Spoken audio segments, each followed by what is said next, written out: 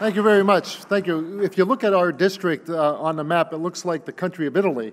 So I guess they thought I was Italian and I would feel at home if we had a district that looked like that. You know, this isn't an issue that I ever dreamt that I would ever be in the national spotlight for, or taking a position that no one else in our country would take. You know, Hazleton's 2,000 miles away from the nearest southern border. So it's not a town that you would believe could possibly have a problem with illegal immigration. When I was elected mayor in the year 2000, I remember my first encounter. I was called down to an apartment where 9 men had mattresses on the floor. They were sleeping on the floor. There were cockroaches in the refrigerator. This apartment wasn't fit for animals, yet alone human beings who were being exploited. All 9 men were in the country illegally. And at the time, it wasn't ICE, it was INS. We had called them and told them about the situation. They told us to just set them free, tell them to go on their way. You know, I just found it strange why they were in Hazleton. But this wouldn't have been my last encounter. Shortly after that, on a Friday night in October, which is a big night in Hazleton, that's high school football night. And usually what happens is the students will go to the football game and they'll go downtown and hang out at a local pizzeria and get together. This night was a little bit different. Hector Luna, a young man who was in the country illegally, on a drug deal gone bad, shot 2 individuals just 100 feet where these high school students were standing out on a sidewalk, killing one and wounding the other. This murder terrified our town. Now, Hazleton was a town that might have 1 murder every 7 years. In the 6 years in between, everybody would talk about that murder. And it didn't stop. As our population kept growing and growing and growing, we were recognizing that there were more violent crimes than we had seen in the past. And it was during the investigation of some of those crimes, we were finding many times that the people who were involved were in the country illegally.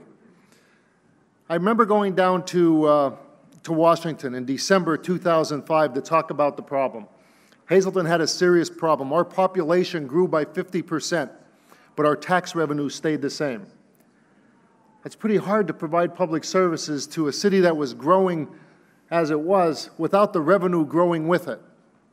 And we realized that for whatever reason, we were having this illegal immigration problem. To show you how fast it grew on us, in the year 2000, English as the second language, the budget was $500. 5 years later, it was $1.5 million. So I asked for some meetings down in Washington for some help. This was an issue that we didn't have the wherewithal to be able to deal with it. And I met with the Department of Justice, and it was great. They sent all these experts in to talk to me, and we spent the whole day there. And at the end of the day, what I got was a nice coffee mug, I got a lapel pin, I got a pat on the back, and they sent me home on my way. And I realized that the federal government who caused this problem, they weren't going to do anything about it to help us. Not shortly after that, May 10th, 2006, a day I'll never forget, 29-year-old city man Derek Kishline, father of 3 young children, while working on his pickup truck, had some words with another individual in a neighborhood. Pedro Cabrera, who was in the country illegally and had been arrested 7 times before that day, went into his car, got a gun, stuck it in Mr. Kishline's face, and shot and killed him. We spent half of our yearly budget in overtime in the police department in arresting him and his buddy. I had to sit with Mr. and Mrs. Kishline and try to explain to them why this man was still in America when he had been arrested and had been in the country illegally. And I had enough. Enough was enough. I took an oath of office that I was going to protect and defend the people in my community, and that's exactly what I was going to do. If the federal government wasn't going to do anything about it, I was. I didn't wake up one morning and decide that I was going to pick on illegal immigrants because I wanted to get on Lou Dobbs.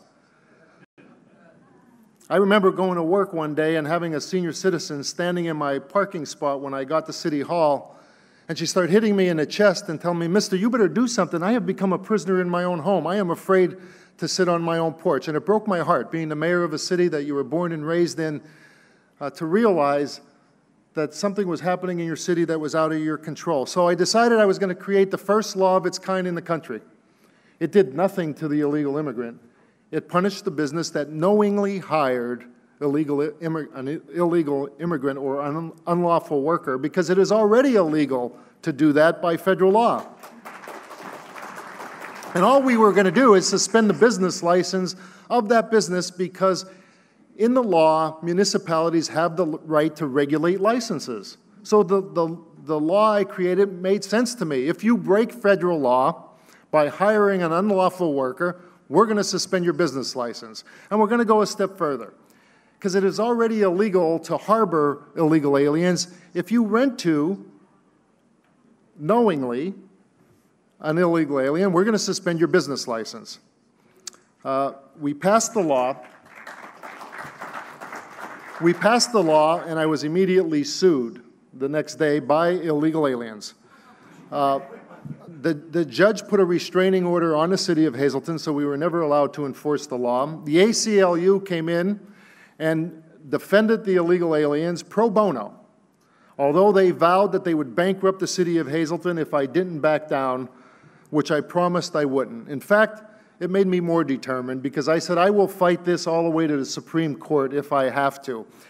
Knowing that I didn't have any money, I didn't really know how the city of Hazleton was going to do this, but I was going to take our chances in court.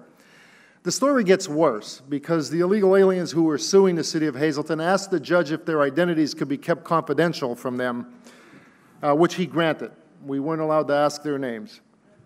They then asked the judge if they could be excused from showing up at the trial because they were in the country illegally and they didn't want to go to a federal courthouse out of fear of being deported. The judge granted their wish. I never saw our accusers. I still don't know who they are. Illegal aliens were given more rights than you as a United States citizen were given. You cannot sue your city, remain anonymous, and not show up to a courthouse. Everyone has the right to face their accusers except myself. I took the stand for 2 days.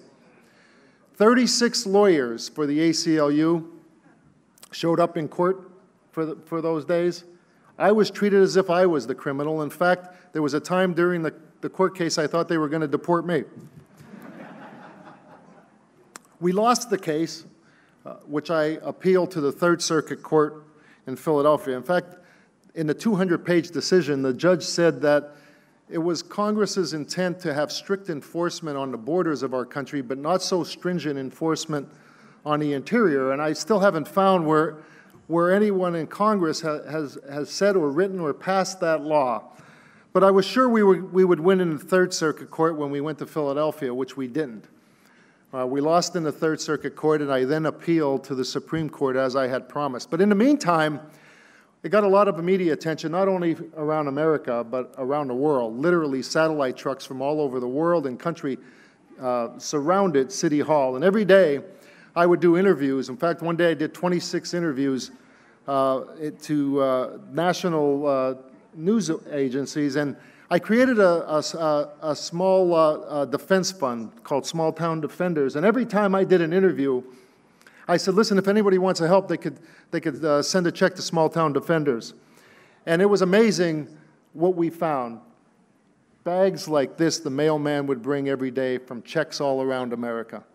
Every single state, including Alaska and Hawaii, people sent checks to help defend ourselves in $5, $10, $20 denominations. I remember getting $7 in the mail one day from a veteran. He said, this is all I have in my wallet, Mayor. Keep on fighting. You're an American hero.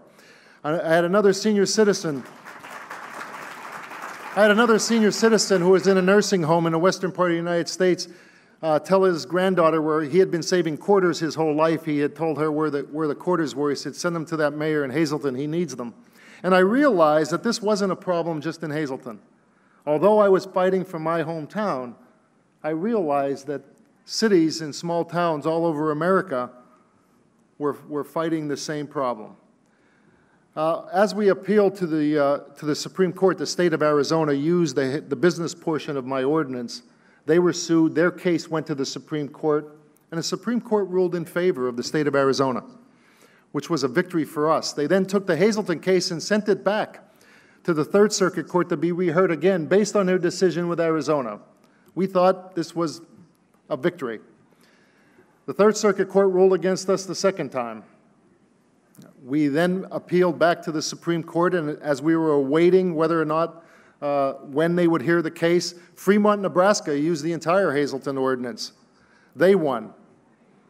The Supreme Court refused to hear the Hazleton case, and that was the end of the road. So the Hazleton law is legal in the Ninth Circuit, it's legal in the Eighth Circuit, it's just not legal in Hazleton. So if you can realize how broken our system is when they talk about immigration law and how broken it is. And I go to Congress, and I now sit on the Department of Homeland Security, and I go to Congress with a little different perspective than many of my colleagues. I don't need to be briefed when it comes to illegal immigration. I have lived it every single day. I have not only lived it, I stood up to it.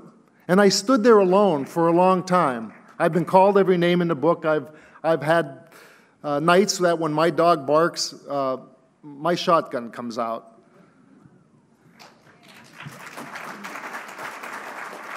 So as I go to Congress and I serve on Homeland Security, I now realize that the perspective I have is only a small part of the problem. This is not only a threat to small towns and quality of life around America, but I now realize the threat that it is to the national security of our country because our borders are open. And it makes my skin crawl when I hear politicians talk about a pathway to citizenship.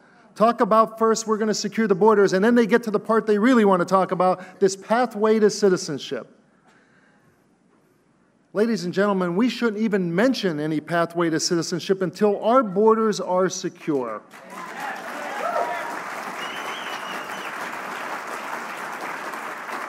Anytime you tell somebody what you're going to do about this pathway, you have now rolled out a welcome mat, given a green light to people all over the world to hurry up, get here to America, take our jobs, threaten our national security before we close the doors. And it's not just the Mexican border like we see on TV.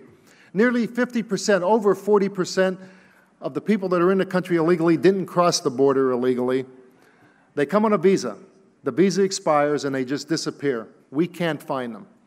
Any state that has an international airport is a border state. And that is the preferred method of entry into America by terrorists, is to come on a visa and then stay. See, when I go to my Homeland Security Committee meetings, I carry with me the 9/11 Commission report. After September 11th, Congress put this commission together to go out. It was a bipartisan commission to go out and come back with recommendations to Congress of what we should do so that the American people never have to live through another September 11th. And the commission did come back with a report and their recommendations. Congress liked them so much that they passed it. They sent it to the president liked it, and he signed it into law. And Congress in our country has ignored it ever since. The very beginning of the summary explains what I've been saying all along. Secure the border and enforce your immigration laws. It goes on to talk about that terrorists really want two things. They want to, one, get into America. And then once they're there, they want to be able to stay here until they complete their mission. See, they don't want a pathway to citizenship. They want to just be able to stay here until they kill Americans. And unfortunately, I don't want to have to stand before anyone and explain why Congress didn't have the backbone or the courage to do what we need to do. And it's time that somebody steps forward in this country and does the right thing and puts America first and our national security first and the jobs of the American people first before we just allow anybody to come in here and take away our way of life. A way of life that those before us fought and died for, the freedoms that we have. You can't just walk across the line and steal it. We have a process. I talk about, so many consultants come to Washington and they say, listen, to the Republican Party, if you want to win national election, you can't take the stance like I take. You can't talk about about closing the borders and enforcing immigration laws. We need to win the Hispanic vote, and the only way you got to do that, you got to talk about a pathway to citizenship. Well, I am living proof that that is not true. The city that I was mayor of for 11 years is over 40% Hispanic. Nobody in this country took a stronger stance against illegal immigration than I did, and I won with over 90% of the vote. Because you see, the immigrants in my town understood exactly what I was saying. They understood exactly what I talk about, because I talk about the opportunity that America offers. Our ancestors all came to America for a better opportunity. We're sons and daughters of immigrants that came for a better life in America. That's what America offers.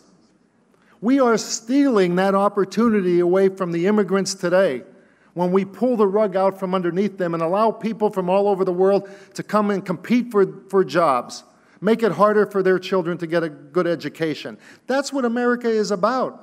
It's about a better life for the next generation. That's what our grandparents did for our parents, and that's what our parents did for us. They wanted a better life, and that's what the immigrants, the Hispanic and immigrants from all over the world, that's all they want. They want a better life for their children. I want them to earn more money.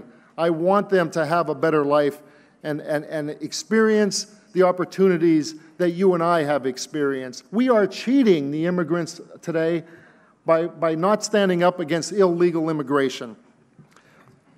So again, you know, we're getting ready for another election. And so many times people say, well, you know, who are you going to stand for? And I said, this issue, to me, is the number one issue right now, because our country is being threatened. Our freedoms are being threatened.